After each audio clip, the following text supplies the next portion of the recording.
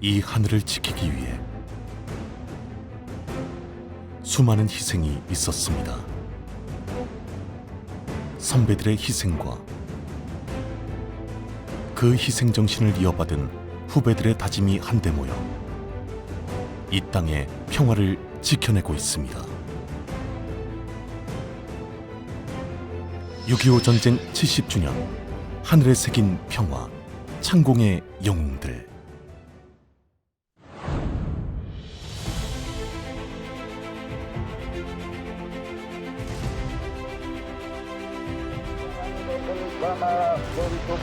대한민국 정부가 수립되고 2년도 채 경과하지 않은 1950년 6월 25일 새벽, 소련의 지원으로 중무장한 북한군은 38도선 전역에 걸쳐 남침을 개시합니다.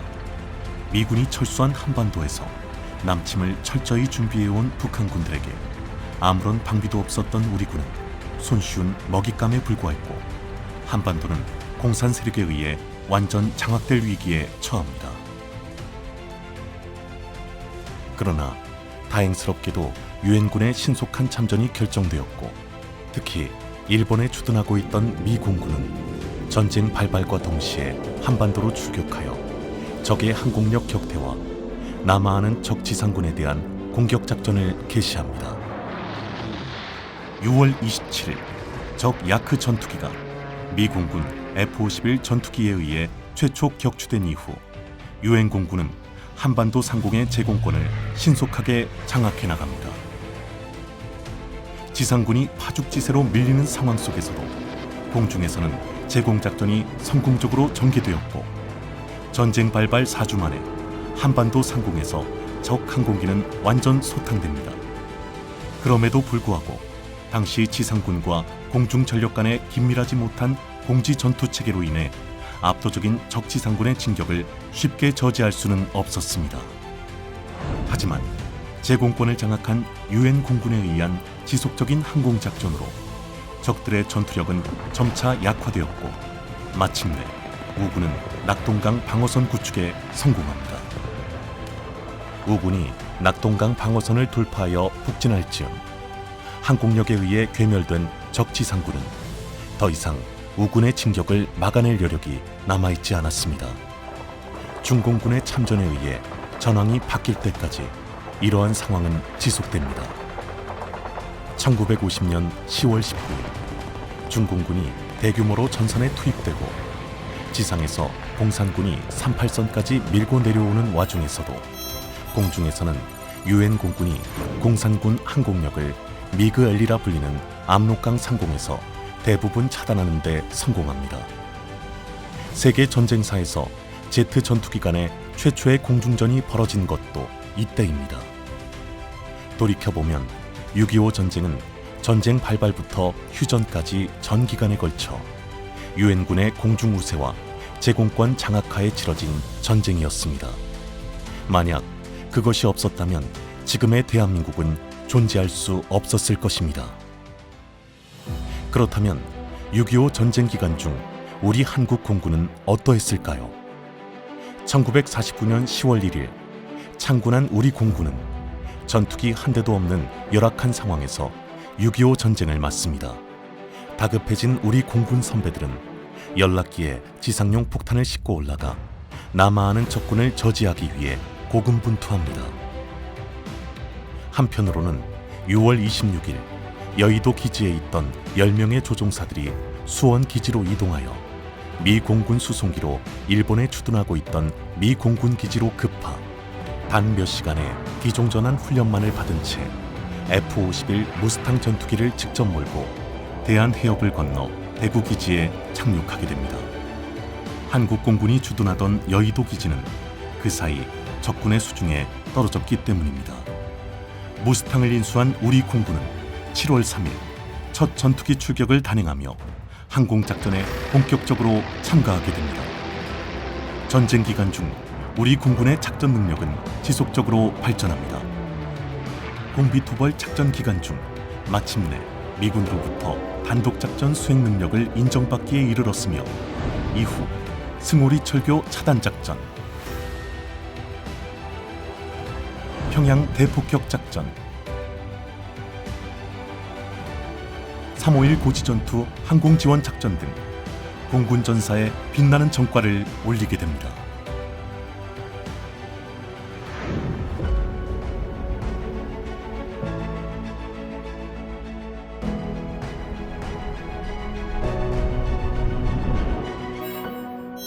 평양 동쪽 10km 지점에 대동강 지류인 남강에 설치된 승오리 철교. 공산군이 중동부 전선으로 군수물자를 수송하는 보급로의 요충지였습니다.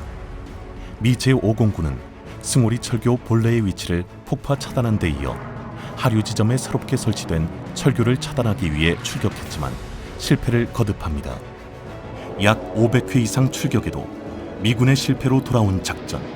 마침내 대한민국 공군에게 승오리 철교 차단 임무가 주어졌습니다. 제10 전투비행 전대장 김신대령의 지휘하에 1952년 1월 12일 오전 오후에 걸쳐 진행된 두 차례의 작전은 성공하지 못합니다.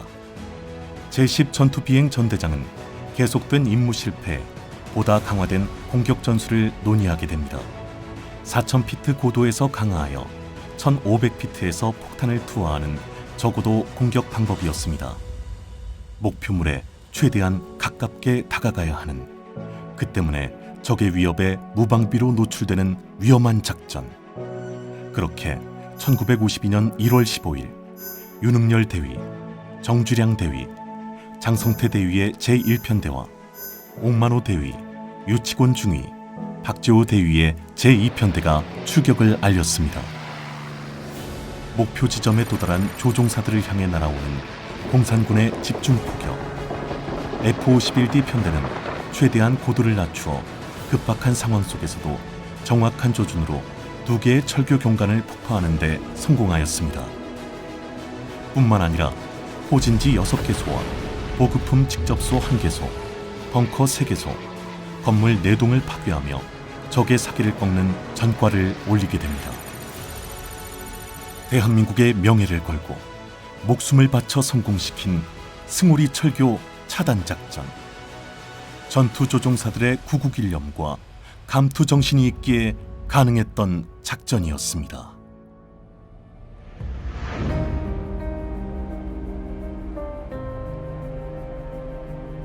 북한군의 요청으로 6.25 전쟁의 휴전회담이 시작됐지만 제네바 협정을 무시하는 북한군의 태도로 휴전 협상의 진전이 보이지 않았습니다. 이에 유엔 공군은 공산군의 전쟁 능력과 의지를 말살시켜 휴전 협상 테이블로 끌어내기 위하여 항공 압박 작전을 계획합니다. 이 작전은 평양 시내에 있는 30개의 적 군사 시설을 파괴하는 것으로 공습 전 사전 경고 내용이 담긴 전단을 살포하여 주민이 피신할 수 있도록 하였습니다. 그동안 꾸준한 출전을 통해 작전 능력이 향상된 대한민국 공군. 대한민국 공군에게 배정된 공격 목표는 대동강 철교 서쪽의 평양 금속 공장과 평양 곡산 공장 지역으로 세계 편대군 총 36대의 F-51D 전투기를 투입하는 것으로 계획하였습니다. 1952년 8월 29일 대한민국 공군의 전투기는 오전 오후로 나뉘어 평양으로 향했습니다. 세계 편대군의 유기적인 작전으로 이루어진 대한민국 공군의 정확한 타격은 평양 외곽에 위치한 목표물을 화염으로 뒤덮었고 공장 건물 9동 파괴, 10동의 피해를 주는 성과를 거두었습니다. 1952년 7월 11일부터 8월 29일까지 진행된 유엔 공군의 평양 대폭격 작전은 대한민국 공군에게는 임무 성공에 자신감을 부여하며 공군의 능력과 잠재력을 확인하는 계기가 되었습니다. 3.5.1 고지는 강원도 고성 남쪽의 월비산으로부터 동쪽 2km 지점에 위치한 곳으로 동부전선의 최북단 돌출부이자 동해안 지역으로 침투하는 적에게 직접적인 위협을 가할 수 있는 군사적 요충지였습니다. 대한민국 육군은 월비산과 3.5.1 고지 등 인근 지역을 확보함으로써 일시적으로 전장 주도권을 확보하였으나 공산군과의 치열한 고지 쟁탈전으로 3.5.1 고지의 주인은 수시로 바뀌었습니다. 1952년 10월 28일부터 대한민국 공군은 동부전선을 담당한 한국군 제1군단 예하 5사단의 지상 전투를 직접 지원할 목적으로 근접 항공 지원 작전을 시작하였습니다. 대한민국 공군의 공격 목표는 적의 기동로를 차단하고 아군과 대치하는 적의 대공하기, 벙커 등을 파괴하여 공산군의 전력을 약화시키는 데 있었습니다. 제10 전투비행단은 휴전 협정이 체결된 7월 27일까지 지상군 엄호를 위해 월비산 지역, 351 고지 인근 지역의 공격을 멈추지 않았고, 이 작전을 통해 현재 38도선 북쪽인 설악산, 속초 지역, 거진, 간성 지역을 남한의 영토로 확보할 수 있게 되었습니다. 위험 부담이 상당한 전투 속에서 지상군과 영토를 보호하기 위해 죽음을 무릅쓰고 무려 1538회의 출격을 감행한 대한민국 공군 351 고지전투 항공지원 작전은 대한민국 공군의 강한 조국 수호 의지가 담긴 작전이었습니다.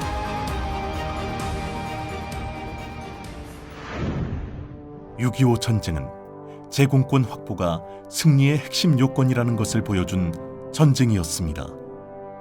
북한군의 공격력은 6.25 전쟁 시작 당시 막강한 대규모 전력이었으나 유엔 공군과 지상군의 합동작전으로 인천 상륙작전 훨씬 이전부터 약화되기 시작했습니다. 항공작전에 의해 보급군원에서 차단된 적군은 전장에서 힘을 쓰지 못했고, 장비는 파괴되고 병력은 살상되었으며 사기는 극도로 저하되었습니다. 결국 제공권 확보와 성공적인 항공작전으로 지금의 대한민국 영토를 회복할 수 있었던 것입니다. 이름 모를 나라를 위해 기꺼이 날아와준 유엔군. 하늘을 지켜야 땅과 바다를 지킬 수 있다는 강력한 신념을 지녔던 선배 조종사들의 헌신과 희생. 우리는 결코 잊어서는 안 될 것입니다.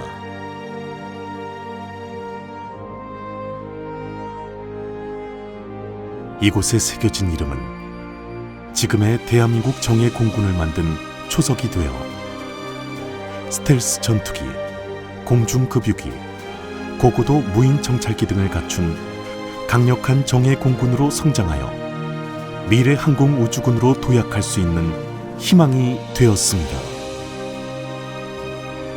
대한민국 공군은 선배 공군인들의 피와 땀을 기억하며 한반도의 영공을 수호하고 세계 평화에 기여하는 대한민국 공군이 되겠습니다.